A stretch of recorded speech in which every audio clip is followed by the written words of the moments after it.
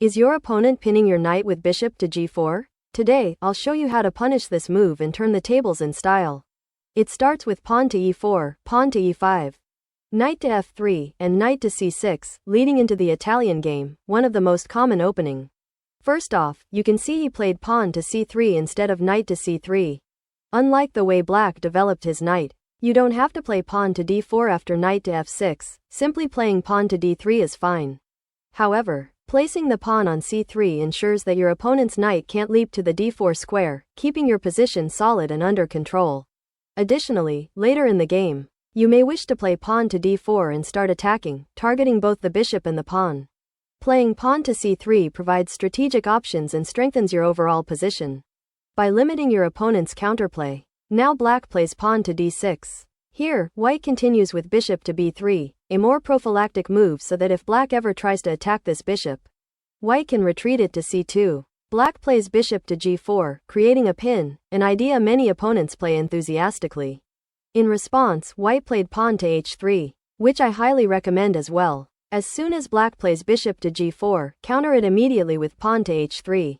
It forces Black's bishop to make a decision. Either retreat along the diagonal or capture the knight. Either way, it simplifies the position and gives you clarity. In most cases, Black will retreat the bishop to h5, as seen in this game, trying to maintain the pin. However, having the pawn on h3 can be very useful since it gives you the potential to push pawn to g4 later if needed. Here, White played knight to d2, deliberately delaying further development. This is part of a deeper plan, which we'll see unfold shortly. What's important to notice is that White's position is already solid, and the pin poses no real threat. Black cannot increase the pressure because the square d4 is well under White's control, preventing any knight jumps. Additionally, the knight on d2 supports the pinned knight on f3, further neutralizing any potential danger. If you ever feel completely bothered by this pin, you can simply move your queen away. Though it's not necessary, Black played pawn to h6, and here White responded with knight to f1. Now we can see White's plan. He aims to relocate his knight from d2 to g3. While this is a long maneuver, it's well worth it. From g3, the knight will attack the bishop on h5 and also target the excellent f5 square, which can support a strong middle game attack against Black's king. Black castled, and at this point, White has two common ways to develop the attack, both of which are effective. The first option is the most aggressive, pushing pawn to g4, launching a swift and powerful attack against Black's kingside. This move benefits from the earlier bishop placement on g4, as it gave White extra time to develop this plan. Pawn to g4 is a strong choice, and we'll discuss it further, as it happened in the game. The second, slower option is to continue with knight to g3. This move is a safer alternative if you're not looking to take risks with the pawn push. Relocating the knight to g3 still puts pressure on Black's position and is a perfectly sound choice. In this position, you attack the bishop, forcing it to move away. Once the bishop retreats, you can castle, and your long-term plan often involves maneuvering the other knight to h4. Targeting the bishop, notice that the pawn on g6 is pinned, making moves like knight takes g6 a real threat since the pawn cannot recapture. This forces the bishop to retreat further, and then you can consider relocating the knight to f5. Additionally, you can bring your queen to f3, creating strong attacking pressure. Many of your pieces will coordinate to target Black's kingside, leading to a devastating attack with simple yet effective moves. White boldly played pawn to g4. After Black responded by retreating the bishop to g6, White continued with knight to g3.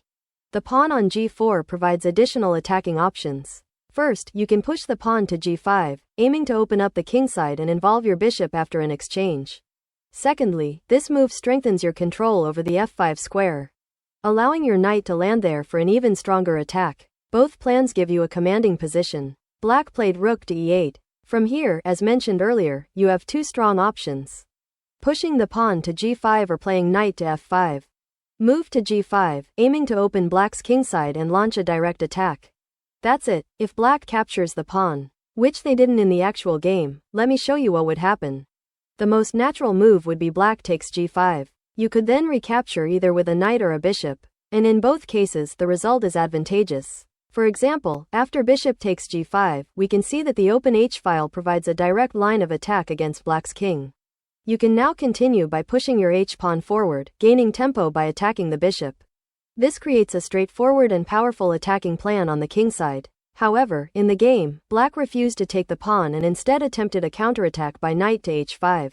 White calmly ignored this and played knight to h4, not reacting to black's pawn push at all. With the knight now on h4, there's a serious threat of knight capturing the pawn on g6. Thanks to the bishop pinning black's g-pawn, it cannot recapture. This means that knight takes g6 would simply win material, leaving black in a tough position. In response to this threat, black first traded on g3 and then moved the king to h7 in an attempt to deal with the danger. At this point, the bishop is defended, but after pawn takes h6, black's pawn structure on the king side is completely ruined. Notice that white's bishop, which started on its initial square, has now become very active. After black recaptures the pawn, the king is left extremely exposed.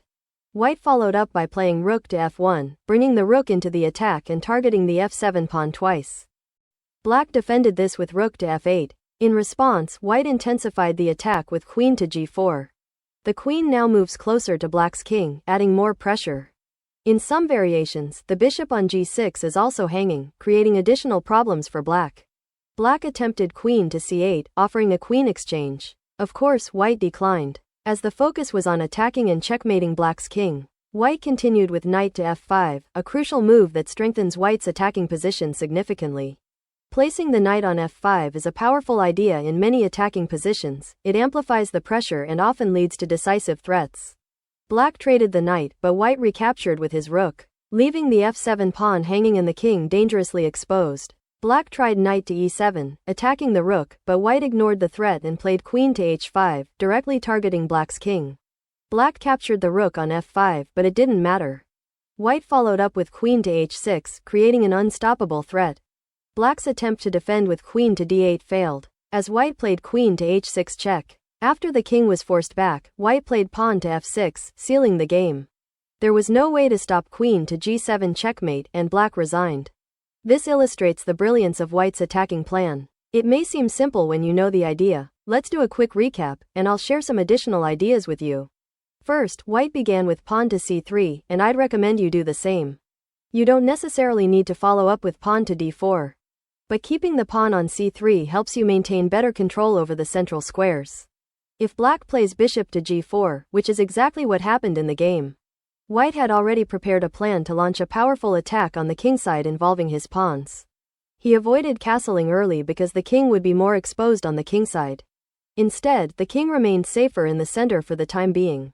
After bishop to g4, you should always consider playing pawn to h3, forcing black's bishop to make a decision. If black plays bishop takes f3, it actually works in your favor. After recapturing with the queen, white's position becomes stronger. The bishop pair is incredibly powerful in such positions. Look at white's bishops. They are controlling a large number of squares, exerting strong influence across the board. Meanwhile, black's knights are passive and ineffective. The knight on c6 lacks good squares, and the knight on f6 is similarly restricted. Additionally, your queen on f3 stands actively, ready to support your attack. You can bring the dark squared bishop to g5, increasing the pressure, and maneuver your own knights to f5 using the same attacking ideas. So, even if the exchange happens, white's attack remains strong, and in some cases, it becomes even better. Nothing fundamental changes, your plan to launch a kingside attack stays intact.